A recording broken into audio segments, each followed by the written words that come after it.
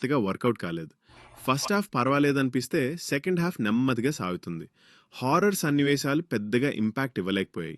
సినిమాకు ప్రధాన బలం ప్రభాస్‌నే. అతని energy, comedy timing, stylish look అభిమానులకు ట్రీట్.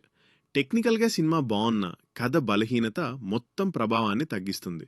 మొత్తంగా 'ది రాజా సాబ్' కొన్ని చోట్ల ఎంటర్‌టైన్ చేస్తుంది కానీ కొత్తదనం మాత్రం ఇవ్వలేకపోయింది.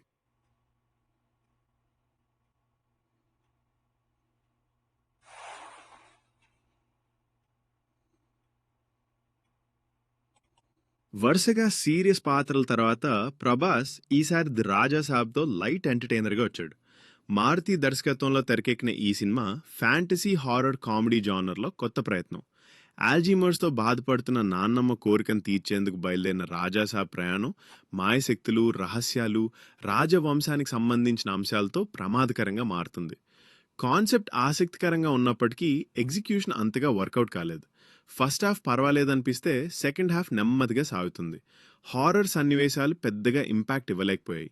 సినిమాకు ప్రధాన బలం ప్రభాస్‌నే. అతని energy, comedy timing, stylish look అభిమానులకు ట్రీట్. టెక్నికల్‌గా సినిమా బావున్నా కథ బలహీనత మొత్తం ప్రభావాన్ని తగ్గిస్తుంది. మొత్తంగా 'ది రాజా సాబ్' కొన్ని చోట్ల ఎంటర్‌టైన్ చేస్తుంది కానీ కొత్తదనం మాత్రం ఇవ్వలేకపోయింది.